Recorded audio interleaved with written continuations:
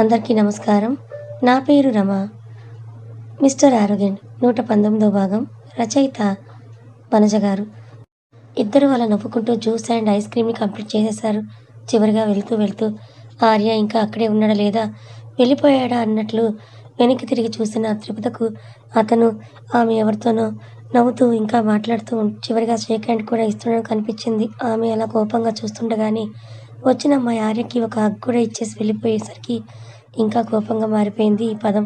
తన 5 అడుగులు ముందున్నా కూడా పక్కన పదం లేని అలికిడి తెలిసిన క్రిష్ బాబు ఎక్కడన్నట్లు చూస్తూ ఉంటే ఆమె ఒక చోట ఆగిపోయి వెనక్కి తిరిగి చూస్తుండడం అబ్జర్వ్ చేసిన క్రిష్ బాబు పదం దగ్గరికి వెళ్ళి ఏమైంది ఇక్కడే ఆగిపోయావు అని అడగటంతో అటువైపు చూడండి. ఆ ఆర్య ఎన్నిసార్లు చెప్పినా కూడా అతనికి బుద్ధి రాలేదు. ఇప్పుడు కూడా ఇంకొక అమ్మాయితో ఎంత సరదాగా అతను నవ్వుతూ మాట్లాడుతూ ఉన్నాడో అని అంటూ కోపగించుకుంటూ ఉంటే ఆర్య ఫేస్ అబ్జర్వ్ చేసిన క్రిష్ బాబు సరేరా మనకెందుకులే వెళ్దాం పదా అని అతను అడిగేసరికి ఏంటి మీరు ఇంత కూల్గా ఉంటున్నారు, బృందాని చెల్లెలు అని యాక్సెప్ట్ చేయడం కాదు, తన హస్బెండ్ని దారిలో పెట్టే పని కూడా మీరే తీసుకోవాలి క్రిష్ గారు, ఉండండి వెళ్ళి 4 గడ్డిపోచలు పెట్టొస్తాను అని అంటూ సీరియస్గా ఆర్య ముందుకు వెళ్ళి నిలబడింది పదం. అప్పటి వరకు పక్కన ఉన్న ఫైల్స్ అన్నీ సర్దుకుంటూ ఆర్య బిజీ అయితే తన ముందు నిల్చున్న ఆకారానికి ఎవరా అని తలెత్తి చూసేసరికి త్రిపుత కనపడింది. ఏ ఫీలింగ్ లేకుండా చూస్తున్నాడు ఆర్య. క్రిష్ కూడా అక్కడ ఏం జరుగుతుందో బారిలోని ఫైల్ని చూద్దామని డిసైడ్ అయ్యి సైలెంట్గా ఆమె పక్కకు వచ్చి నిలబడడంతో ఇద్దరి వైపు అయోమయంగా చూసిన ఆర్య వాళ్ళతో మాట్లాడడానికి ఇంట్రెస్ట్ రాక సర్దుకొని ఒక ఫైల్ని చేతిలో పట్టుకొని వెళ్ళిపోతూ ఉంటే ఎన్నిసార్లు చెప్పినా కూడా నీకు సిగ్గనేది లేదు కదా, అబ్బాయిలంటే అంత పిచ్చి ఉన్నవాడివి బృందా గారిని ఎలా ప్రేమించి పెళ్లి చేసుకున్నావు, కొంచెమైనా జ్ఞానం అనేది లేదా, మీ నాన్నగారే నిన్నిలా తయారు చేసి ఉంటారు, మీ అమ్మగారి పోలికలు కనుక నీకు వచ్చుంటే ఇలా ఉండేవాడివే కాదు, అమ్మాయిలతో అంత నవ్వుతూ మాట్లాడుతూ ఉన్నావు, ఏ రోజైనా మా బృందాని ఇలా బయటికి తీసుకొచ్చి ఐస్ క్రీమ్ తినిపించావా, తనతో కాస్త నవ్వుతూ అయినా మాట్లాడావా అంటూ నాన్ స్టాప్గా 10 నిమిషాలు ఆర్య మీద అరిచి ఆయాసం తెచ్చుకున్న పదం పాపకి బాటిల్ అందించాడు క్రిష్. దాన్ని తాగుతూ అలుపు తీర్చుకుంటున్న పదం అలా అన్ని మాట్లాడుతుంటే బెల్లం కొట్టిన రాయిలాగా నిలబడతావేంటి అని తనే మళ్ళీ అరిచేసరికి చూడండి సిస్టర్ అని ఆర్య పిలవగానే షాక్ అయిన త్రిపుత క్రిష్ ఒకరినొకరు చూసుకున్నారు. మీరు నాకు సిస్టర్నే అవుతారు కదా, బట్ అలా పిలవడం నాకు ఇష్టం లేదు, మీ పేరు త్రిపుత కాబట్టి త్రిపుత అనే పిలుస్తాను, ఫస్ట్ మీరు నన్ను అబ్జర్వ్ చేసి ఆ తర్వాత మాట్లాడండి, ఊరికే పడటానికి ఐఎమ్ నాట్ రెడీ, తన గురించి తెలియకుండా ఊరికే నేను నవ్వుతూ మాట్లాడంగానే ఏదో పులిహోర కలిపేస్తున్నట్టుగా అనుకోకండి, తను నాకు బిజినెస్లో హెల్ప్ చేయడానికే వచ్చింది and she is my classmate అని ఆర్య చెప్పగానే నమ్మలేనట్లుగా చూస్తూ అయినా క్లాస్మేట్ అయితే అంతగా నవ్వడం అవసరమా, పైగా వెళ్తూ ఒక హగ్గు కూడా అని అంటూ పదం పాప ఐస్ క్రీమ్ తిన్నా కూడా మిర్చి తిన్నట్లుగా ఆర్య మీద అరిచేసరికి వింతగా త్రిపుత వైపు చూసి అది మీకు పర్టికులర్గా హగ్ లాగా కనిపించిందా, లైక్ లవ్తో ఉన్నట్లుగా ఫైనల్ ఒక మీటింగ్ అయిపోయాక ఫార్మల్గా హగ్ చేసుకొని వెళ్ళింది తను, అందులో అంత బూతే ఉంది నాకు అర్థం కావట్లేదని అంటూ ఆర్య అనేసరికి మరో 2 నిమిషాలు అతని ఫేస్ని అబ్జర్వ్ చేసిన క్రిష్ బాబు త్రిపుతతో అడిగింది తెలుసుకుంది చాలు ఇంకా పద వెళ్దాం అని అంటున్నా కూడా అతని మాట వినలేదు పదం. దీనికి తిక్కరేగితే ఇంతేనేమో అని అనుకుంటూ ఉంటే పర్లేదు క్రిష్ తనని తెలుసుకోనివ్వు అని చెప్పి నేను ఫ్యాషన్ డిజైనింగ్లో గ్రాడ్యుయేట్ని, తను నా క్లాస్మేట్, మోడల్ ఏజెన్సీ రన్ చేస్తోంది, ఒక చిన్న స్టెప్గా ప్రాజెక్ట్ కోసం తనని అడిగితే చేసిన కొన్ని రెఫరెన్సెస్ తీసుకురమ్మంది, ఇప్పుడు అదే మీరు జరిగింది, ఫైనల్గా తను పెర్ఫామ్ చేయబోయే ఒక ర్యాంప్ వాక్లో తన స్టూడెంట్స్కి డ్రెస్సెస్ డిజైన్ చేసే వర్క్ నాకు ఇచ్చేసి వెళ్ళిందంటూ సాఫ్ట్ కాపీస్లో ఉన్న తను డిజైన్ చేసిన డ్రెస్సెస్ అన్నీ కూడా ఉన్న ఫైల్ని త్రిపుత ముందు తెరిచి పెట్టాడు ఆర్య. పదం పాప వాటిని చేతుల్లో పట్టుకొని అన్ని పేజీలు తెగ తిప్పేస్తూ ఉంటే క్రిష్ ఆ ఫైల్లోకి జస్ట్ అలా తొంగి చూసి అతని వైపుకు ఒక లుక్ ఇచ్చి ఇంకా తెలుసుకున్నావు కదా పద అని అంటూ ఆమెను తీసుకొని వెళ్ళిపోయాడు. వెళ్తూ మీరు కూడా కంపెనీ స్టార్ట్ చేస్తున్నారా అని అంటూ ఆమె అడిగేసరికి అది మీ మరదల మీద ఆధారపడి ఉంటుంది త్రిపుత అని చెప్పి నవ్వేసి తన ఫైల్స్ అన్ని తీసుకొని వెళ్ళిపోయాడు ఆర్య. అసలు 2-3 రోజుల నుంచి అతను నిద్రపోలేదు, సరిగ్గా తినలేదు, రూమ్లో కూడా రావడం లేదు. అవన్నీ అబ్జర్వ్ చేస్తూ ఉన్న బృంద అతను హడావిడిగా ఏదో ఫైల్ పట్టుకుని వెళ్ళడంతో హాల్లోనే ఆర్య కోసమే వెయిట్ చేస్తూ కూర్చుంది బృంద. అన్నం కూడా తినకుండా అక్కడే కూర్చున్న వెంటే పొద్దున్నుంచి గుమ్మం వైపే చూస్తూ ఆర్య వస్తాడులే, ఈలోపు నువ్వు భోంచేద్దు గాని రా అని అంటూ కవిత నరేంద్రకు వడ్డిస్తూ పిలుస్తున్నా కూడా లేదులే అత్తయ్య, పొద్దున ఏదో టెన్షన్గా బయటకు వెళ్ళినట్లుగా అనిపించింది, అందుకే వెయిట్ చేస్తున్నా అని అంది బృంద. ఆమె అలా మాట్లాడుతూ ఉన్నప్పుడే ఒక ఫైల్ ప్లస్ ఒక గిఫ్ట్ ప్యాక్తో ఇంట్లోకి వచ్చాడు ఆర్య. కొడుకు చేసేవన్నీ అబ్జర్వ్ చేస్తున్న నరేంద్ర తను తింటూ ఏంటి ఆర్య 2-3 రోజుల నుంచి అసలు కనిపించలేదు నాకు అని అడగటంతో కొంచెం వేరే వర్క్లో బిజీగా ఉన్న డాడీ అని చెప్పి టీపాయ్ మీద తెచ్చిన కవర్స్ అన్నీ ఉంచేసి ఎవరు ఓపెన్ చేయకండి, ఫ్రెష్ అయి వస్తాను అని అంటూ 3 రోజుల శ్రమనంతా కూడా వదిలిపోయేలాగా తలస్నానం చేసి టీ-షర్ట్ నైట్ ట్రాక్లో హాల్లోకి వచ్చాడు ఆర్య. అతను నార్మల్గా పెట్టేసి వెళ్ళుంటే బృందా కూడా సైలెంట్గానే ఉండేదేమో, కానీ టచ్ చేయొద్దని చెప్పేసరికి నార్మల్గా గర్ల్స్కి చేయొద్దన్న పనులే చేయాలనిపిస్తాయి కాబట్టి వాటిని ఆతృతగా చూస్తూ టచ్ చేయాలని చూస్తూ ఉంటే కవిత వాడు అసలు అలసిపోయి ఉన్నాడు, ఇప్పుడు నువ్వు వద్దన్న పని చేస్తే ఖచ్చితంగా తిడతాడు, సైలెంట్గా ఉండు అని చెప్పడంతో ఏంటో ఇది, ఆయనకు నా కోసం తెచ్చేంత సీన్ లేదులే అని అనుకుంటూ వెళ్ళి డైనింగ్ టేబుల్ దగ్గర కూర్చుంది. ఆర్య కూడా వచ్చాక బృంద ఆర్య కలిసి తింటూ ఉంటే మమ్మీ నువ్వు కూడా కూర్చో అని బలవంతంగా కవితను లాగి ఇంకో చైర్లో కూర్చోబెట్టి నలుగురు కలిసి తిన్నారు. ముగ్గురు ముఖాలు సంతోషంతో వెలిగిపోతూ ఉంటే నరేంద్ర మాత్రం సీరియస్గా తింటున్నాడు. లంచ్ అయిపోయాక అందరూ కలిసి హాల్లోనే సెటిల్ అయ్యారు. బయటికి వెళ్తున్న నరేంద్రను ఆపి మరీ కూర్చోబెట్టాడు ఆర్య. బాబు ఏంట్రా ఫేస్లో ఏదో కొత్త స్పార్క్ కనిపిస్తుంది, ఏం జరిగిందంటూ కవిత అనేసరికి ముందు స్వీట్ బాక్స్ ఓపెన్ చేసి వాళ్ళ మమ్మీకి తినిపించాక నరేంద్ర కూడా పెట్టి బృంద ముందు బాక్స్ పెట్టాడు. అతని కళ్ళల్లో కనిపిస్తున్న హ్యాపీనెస్కి స్వీట్ తీసుకున్న బృంద ఫస్ట్ తను తినకుండా సగం తుంచి ఆర్య నోటికి అందించేసరికి ఇంకోసారి బాబు క్లీన్ బౌల్డ్ అయిపోయాడు. తనేం చెప్పకుండానే ఆమె అతను ఏదో సాధించాడని అర్థం చేసుకొని స్వీట్ తినిపించడంతో కవిత కూడా ఈ మ్యాటర్లో ఫెయిల్ అయిందని చెప్పాలి.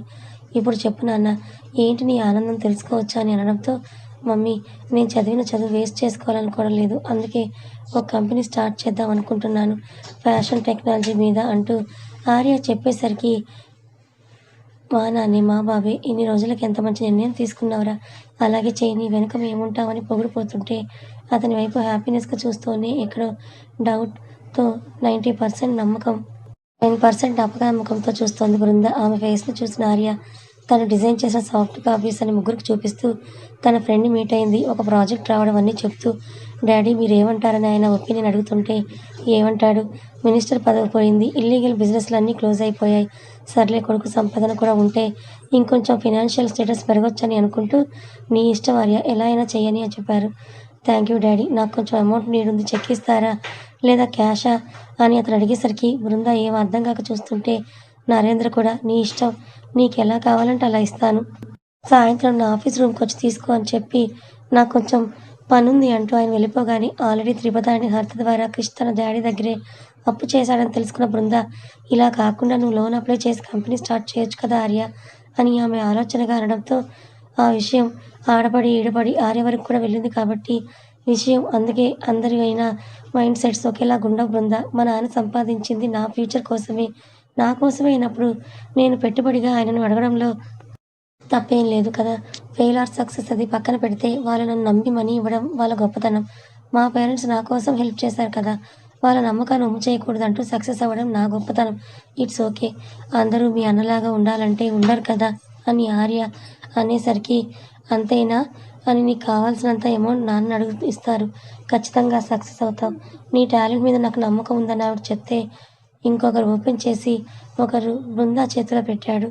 ఓపెన్ చేయమన్నట్లుగా ఏంటో అనుకున్నట్లు ఆమె ఓపెన్ చేసేసరికి అందులో simple short length black beads కనిపించేసరికి బృంద ఆనందం అంతా ఇంత కాదు, మీ వదిన కనీసం నా డబ్బులతో మల్లెపూలనే తీసిచ్చాడా నీ భర్త అని అడిగింది కదా ఆ రోజు, ఈ రోజు నాకు వచ్చిన ఫస్ట్ అడ్వాన్స్తో నీ కోసం ఈ బ్లాక్ బీడ్స్ కొన్నాను, నచ్చితే తీసుకో, లేకపోతే అట్లీస్ట్ లాకర్లో అయినా పక్కన పెట్టని ఆర్య చెప్పేసరికి భర్త 20 రూపాయలు పెట్టి పూలు తెచ్చిస్తేనే ఆకాశాన్ని ఎత్తించే వైఫ్ అతని ఫస్ట్ సంపాదనతో బ్లాక్ బీడ్స్ తెచ్చిస్తే కాదని పిచ్చిది ఎవరున్నారు అందుకే తన మెడలో ఉన్న 2,00,000 విలువ చేసే బ్లాక్ బీడ్స్ తీసి పక్కన పెట్టి ఆర్య తెచ్చిన 3 గ్రామ్స్ బ్లాక్ బీడ్స్ వేసుకుంటూ మురిసిపోయింది. ఏమనుకోకు, నా అడ్వాన్స్‌తో ఇంతదే కొనగలిగాను. బట్ ఇన్ ఫ్యూచర్ డెఫినెట్‌లీ నీకోసం ప్రతిదీ నేనే తీసుకుంటానని అతను చెప్పేసరికి ఆ క్షణంలో బృందకి ఆర్య పైన విపరీతమైన నమ్మకం, ప్రేమ కలిగిపోయింది.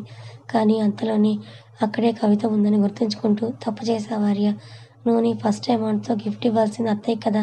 మరి నాకెందుకు తెచ్చావంటూ ఆమె చిన్నబోయిన మొహంతో అడిగేసరికి నేనెవరికైనా రెస్పాన్సిబుల్ ఉన్నానంటే అది నా వల్ల కొన్ని రోజులు హర్ట్ అయిన నీకోసమే. మా అమ్మ నేనెలా ఉన్నా దగ్గరికి తీసుకుంటుంది. నన్ను ప్రేమిస్తుంది. అమ్మా కొడుకుల మధ్య తప్పులు, క్షమాపణలు ఉండవు కదా! అయినా తన కోసం ఎలా మర్చిపోయాననుకుంటావని చెప్తూ ఆమె కోసం తీసుకున్న రింగ్ బాక్స్ ఇచ్చాడు ఆర్య. లక్ష్మీదేవి రూపం ఉన్న ఆ రింగ్ చూసి ఆ తల్లి మనసు కొడుకు ఎఫర్ట్స్‌కి వెన్నలాగా కరిగిపోయింది. ఆవిడ కూడా డైమండ్ రూపు ఉన్న రింగు తీసేసి ఉంగరం వేలికి ఆ రింగ్‌ని ఫిక్స్ చేసుకుంటూ చెప్పానా నీ టేస్ట్ బావుంటుందని. అందులో ఫస్ట్ బెస్ట్ చాయిస్ బృంద అయితే, సెకండ్‌ది ఆ బ్లాక్ బీడ్స్, థర్డ్‌ది రింగేరా అనుకుంటూ దాన్ని తెగ మురిసిపోయి చూసుకుంటూ కొడుకు నుదుటన ముద్దు పెట్టింది కవిత. అలా ఇంట్లో సంతోషాలు వెల్లివిరిశాయి.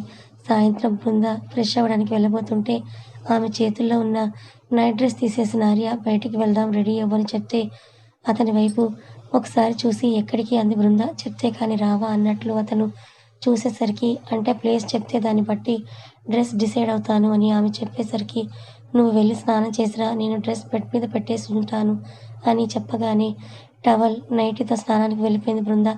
ఆమె వచ్చేలోపే తన డిజైన్ చేసిన, స్టిచ్చింగ్ కూడా చేయించి పెట్టిన ఒక డ్రెస్‌ని బెడ్ మీద పెట్టేసి తను ఇంకో రూమ్‌లో ఫ్రెష్ అవ్వడానికి వెళ్ళిపోయాడు ఆర్య. అసలు ఏం చేసుంటాడు, నా కోసం ఏమైనా డిజైన్ చేశాడా అని ఆత్రంగా గబగబా తలస్నానం చేసి నైటీ దిగేసుకొనొచ్చిన బృందాకి పెద్దగా ఏమీ డిఫరెంట్ లేనట్లు normal full hands churidar, netted dupatta, లెగ్గిన్నే కనపడడంతో ఇంతలా దానికి అంత బిల్డప్ ఎందుకో అనుకుంటూ ఆ డ్రెస్‌నే వేసుకొని ఇంకోసారి ఆ బ్లాక్ బీడ్స్ తడిమి రెడీ అయిన బృంద ఇంట్లో పూజ చేయగానే అమ్మ మేం బయటికి వెళ్తున్నామని కవితకు చెప్పేసి కార్ తీయకుండా బైక్ స్టార్ట్ చేశాడు ఆర్య. అబ్బో అన్నట్లు వచ్చి వెనక్కి కూర్చున్న ఆమె ఏంటి నీ సడన్ సర్ప్రైజెస్ ఇస్తున్నావు, తీరా ఆకాశం వరకు తీసుకెళ్ళి అక్కడి నుంచి తోసేయవు కదా అని అడిగేసరికి అసలు ఒక్కసారి కూడా నువ్వు నన్ను నమ్మవేంటే అని అడిగాడు ఆర్య. ముఖం అలాంటిది బాబు, first impression is the best impression అన్నారు. అప్పుడు చూసింది మర్చిపోలేం కదా అని అంటూ అయినా ఏంటి ఏంటే వే అంటున్నావు అని సీరియస్‌గా అడిగేసరికి ఆమె పిక్క పట్టుకుని దగ్గరకు లాక్కున్న ఆర్య అంటాను నా పెళ్ళాం నా ఇష్టం అని చెప్తూ బండిని రయ్యిమని పోనిచ్చి ఫస్ట్ జూబ్లీహిల్స్ పెద్దమ్మ తల్లి దర్శనం చేయించుకున్నాక హుస్సేన్ సాగర్ బుద్ధుడికి హాయ్ చెప్పించి హైదరాబాద్ నైట్ రైడ్ బృందాతో ఎంజాయ్ చేయించాడు ఆర్య. చాలా రోజుల తర్వాత ఆమె కూడా ప్రశాంతంగా బయటకొచ్చింది కాబట్టి అన్ని టెన్షన్స్ వదిలేసి ఆర్యతో బెలూన్స్, టాయ్స్ కొనిచ్చుకుంటూ చిన్నపిల్లలాగా అల్లరి చేస్తుంటే కాసేపు ఎక్కడుందాం అంటూ కేబుల్ బ్రిడ్జి దగ్గర ఆగిన ఇద్దరు క్రిష్‌తో సెల్ఫీ దిగడానికి కష్టాలు పడుతున్న త్రిపదని చూసి బృందకి చూపించాడు ఆర్య. ఆ రోజు పాపం చెల్లి, బావమరిది వస్తారని తెలియని క్రిష్ బాబు సక్సెస్‌ఫుల్‌గా తన కంపెనీలో కొన్ని స్టెప్స్ తీసుకున్నందుకు త్రిపద పాపతో అలా ఎంజాయ్ చేయడానికి సిటీ మొత్తం తిప్పుకొని కేబుల్ బ్రిడ్జి దగ్గర ఆగాడు. కానీ వాళ్ళు వెనక ముందు వెళ్తున్నారు. సాయంత్రం వరకు కలుసుకుంది మాత్రం ఇప్పుడే. బావ, అన్నయ్య, వదిన కూడా ఈరోజు నైట్ రైడ్‌కి వచ్చారా అని అంటూ అటువైపు ఉన్న వాళ్ళ దగ్గరికి రోడ్డు క్రాస్ చేసి వెళ్ళిపోయింది బృంద. ఆమె వెనకే ఆర్య హాయ్ వదిన, హాయ్ బృంద అంటూ ఒకరినొకరు పలకరింపులు అయిపోయాక భర్తలను వదిలేసి ఇద్దరు సెల్ఫీలు దిగుతూ వ్యూ చూడడం మొదలెట్టారు. అటువైపు ఒక మూడి ముఖం, ఇటువైపు ఒక మూడి ముఖం నిలబడుకున్నారు. 10 నిమిషాలైనా కూడా ఆడోళ్ళిద్దరూ వీళ్ళను పట్టించుకోపోయేసరికి క్రిష్ అతని వైపు చూసి కూడా చూడనట్టు ఉంటే కనీసం చెల్లెలి భర్తన్న గౌరవం కూడా ఇవ్వడం లేదని ఈగోయిస్టు అని లేచేలోపే తమరు చేసిన పనులు అలాంటివి, అందరిలాగే సక్రమంగా ఉండుంటే రండి అంటూ కర్చీఫ్‌తో తుడిచి మరి కూర్చోమని చెప్పేవాడు. ఎళ్ళి మూసుకొని పలకరించరా అంటూ మనసు తిప్పేసరికి గట్టిగా ఊపిరి తీసుకుని వదిలిన ఆర్య అతనే వెళ్ళి క్రిష్‌ని పలకరించాడు. హాయ్ ఎలా ఉన్నావు క్రిష్ అంటూ. మధ్యాహ్నమే కదా చూసావు, అప్పటికే బాగోకుండా పోతానా లేకుంటే మళ్ళీ ఎవరైనా లారీతో యాక్సిడెంట్ చేయిస్తారనుకున్నావా అంటూ క్రిష్ అడిగేసరికి ఓ గాడ్ వీడన్నీ గుర్తుపెట్టుకున్నాడని చెప్తూ అదేం లేదు అన్నట్లు తలూపి టాపిక్ డైవర్ట్ చేయాలని బుద్ధి చెప్పడంతో ఎంతవరకు వచ్చింది నీ కంపెనీ అని ఆర్య అడిగేసరికి అతని వైపు ఒకసారి చూసిన క్రిష్ బాబు ఏమనుకున్నాడో ఏమో స్టిల్ గోయింగ్ ఆన్ అని చెప్తే మరి నువ్వు ఏంటి విషయం అంటూ క్రిష్ అడిగేసరికి నాది కూడా స్టిల్ గోయింగ్, నువ్వంటే ఎప్పటి నుంచో డిసైడ్ అయ్యావు, నేను జస్ట్ 3-4 డేస్ ముందు డిసైడ్ అయ్యానని చెప్తూ అరగంట అయినా కదలని భార్యను చూసి మీరు ఇంక ఇంటికి వెళ్ళరా అని అడిగేశాడు ఆర్యబాబు. ఏ మేము వెళ్తే ఇక్కడ ఏమైనా పల్లీలు అమ్ముకునే బిజినెస్ స్టార్ట్ చేస్తావా, మమ్మల్ని చూసి నామినేషన్గా ఫీల్ అయ్యి నేను త్వరగా వెళ్ళిపోవాలనుకుంటున్నావా అంటూ క్రిష్ అడిగేసరికి గాడ్, పల్లీల బిజినెస్సా, నాకేం అవసరం, నాకు కొన్ని వర్క్స్ ఉన్నాయి అందుకే అడుగుతున్నానంటూ ఆర్య అటు ఇటు చూస్తూ సమాధానం చెప్పేసరికి అన్ని వర్క్స్ ఉంటే నువ్వు వెళ్ళు, మా చెల్లిని నేను ఇంటి దగ్గర డ్రాప్ చేస్తాలే అని అంటూ క్రిష్ బాబు సమాధానం చెప్పేసరికి నో అంటూ గట్టిగా ఆర్య అరిచేసరికి పిచ్చా అన్నట్లు చూశాడు క్రిష్ బాబు. సారీ అంటే నా వర్క్స్ తనతో లింక్ అయి ఉన్నాయంటూ ఆర్య ఎలా చెప్పాలో తెలియక తను చేసుకున్న ఫస్ట్ నైట్ ప్లాన్ బావకి చెప్పలేక సతమతమవుతూ ఉంటే మా క్రిష్ బాబు టూ మెచ్యూర్ కదా, అందుకే అర్థం చేసుకున్నాడు, కానీ ఆడుకోవాలనిపించిందో ఏంటో పిల్లోడికి, అందుకే లుక్ ఆర్య, నా చెల్లెల్ని కష్టపెడితే మాత్రం నేను అస్సలు ఊరుకోను, కాబట్టి మీ వర్క్ ఏదో నువ్వు చేసుకో, నీ స్వహస్తాలతో చేసుకో, మా చెల్లి నేను ఇంటికి తీసుకువెళ్తున్నాను అంటూ బృందా ఇంటికి వస్తావారా, రేపు వెళ్దువు కానీ, లేదంటే ఒక 1 వీక్ ఇంట్లో ఉండేసి వెళ్దువు, మీ వదినకు కూడా బోర్ కొడుతోందంట అంటూ క్రిష్ చెప్పేసరికి సరే అన్నయ్య వెళ్దామని బృందా కూడా పాపం ఏం తెలియక చెప్పేసరికి అన్న చెల్లెల వైపు కోపంగా చూసుకుంటూ త్రిపద వైపు నుండన్నా నరుక్కొద్దామని పదం దగ్గరికి వెళ్ళి త్రిపద ఒక హెల్ప్ అన్నాడు ఆర్య. క్రిష్ ఒపీనియన్ క్రిష్ది, వాళ్ళ నాన్న సంపాదన మీద బిజినెస్ స్టార్ట్ చేయొద్దని అప్పులాగా తీసుకున్నాడు, కానీ నా పేరెంట్స్ దగ్గర నేను కాకపోతే ఇంకెవరు మొండిగా ఉంటారు, ఇంకెవరు తీసుకుంటారు అనుకునే మైండ్ సెట్ వాళ్ళు కూడా ఉంటారు, దానికి ఎగ్జాంపుల్ ఆర్య, అందుకే అతను ఎలాంటి ఫీలింగ్ లేకుండా మీరు సంపాదించింది నా కోసమే కదా, అందుకే నాకు పెట్టుబడిగా ఇవ్వండి అని అడిగాడు. ఇందులో ఎవరిని తక్కువ చేసినట్టు కాదు, ఎవరి ఒపీనియన్స్ వాళ్ళవి. ఇంతకీ మా క్యూట్ బావా బామర్ది కన్వర్జేషన్ ఎలా ఉంది, తప్పకుండా చెప్పండి. ఆర్య ఈసారైనా మారాడు అంటారా? కథ నచ్చితే లైక్ చేయండి. Thank you so much.